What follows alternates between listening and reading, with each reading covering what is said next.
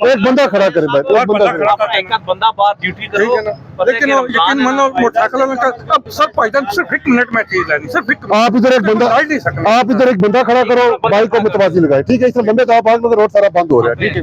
सिर्फ बाइक से दे लगवाओ, जो टाइम बोर्ड इसको इधर आ जाओ, ठोक गड्डी कर।